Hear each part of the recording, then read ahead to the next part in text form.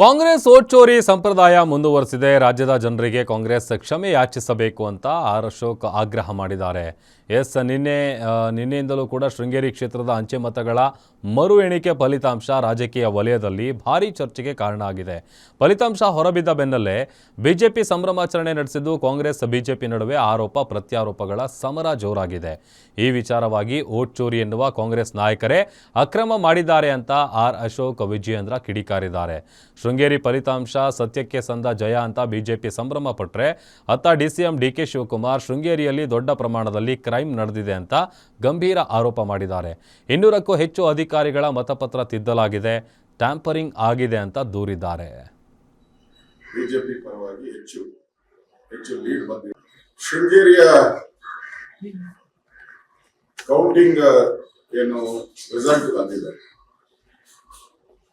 ಅದು ಬಿಜೆಪಿ ಪರವಾಗಿ 52 ವೋಟ್ಗಳು,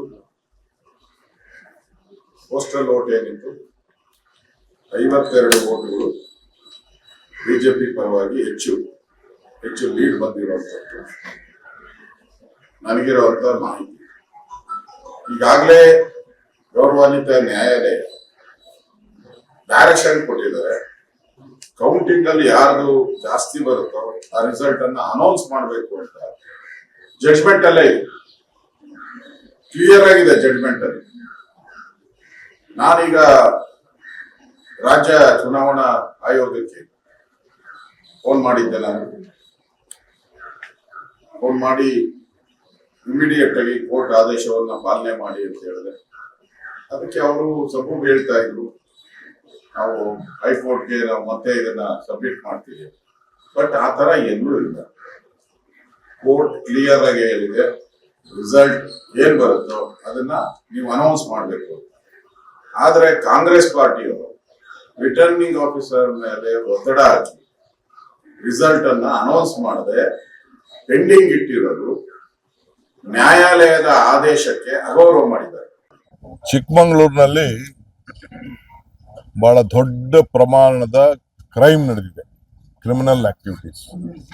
ಬಿಜೆಪಿಯವರು ಮಾಜಿ ಶಾಸಕರು ಕೆಲವು ಅಧಿಕಾರಿಗಳನ್ನ ಉಪಯೋಗಿಸ್ಕೊಂಡು ಶೃಂಗೇರಿಲಿ ಎಲ್ಲ ಉಪಯೋಗಿಸ್ಕೊಂಡು ಅದಾದ್ಮೇಲೆ ಟ್ಯಾಂಪರ್ ಮಾಡಿ ವೋಟ್ ಎಲ್ಲ ಕೌಂಟಿಂಗ್ ಆದ್ಮೇಲೆ ಒಳಗಡೆ ಇಡುವಂತ ಸಂದರ್ಭದಲ್ಲಿ ಮತ್ತು ತಿರ್ಗಾದ ಆದ್ಮೇಲೆ ಬೂತ್ ಕೂಡ ಓಪನ್ ಆಗಿ ಏನು ನಮ್ಮ ಪೋಸ್ಟಲ್ ಬ್ಯಾಲೆಟ್ ಇತ್ತು, ನಮ್ಮ ಕ್ಯಾಂಡಿಡೇಟ್ಗೆ ಬಂದಂತ ವೋಟ್ ಮೇಲೆ ತಿರ್ಗಾ ಬಂಡಲ್ ತೆಗೆದುಕೊಂಡು ಒಂದೊಂದು ಮಾರ್ಕ್ ಹಾಕಿ ಬೇರೆ ಪೆನ್ನಲ್ಲೆಲ್ಲ ಮಾರ್ಕ್ ಮಾಡಿ 200ಕ್ಕೂ ಹೆಚ್ಚು ಮತಗಳನ್ನು ಆ ರೀತಿ ಡ್ಯಾಮೇಜ್ ಮಾಡಿದ್ದು ಈಗಾಗಲೇ ವರದಿ ಆಗಿದೆ.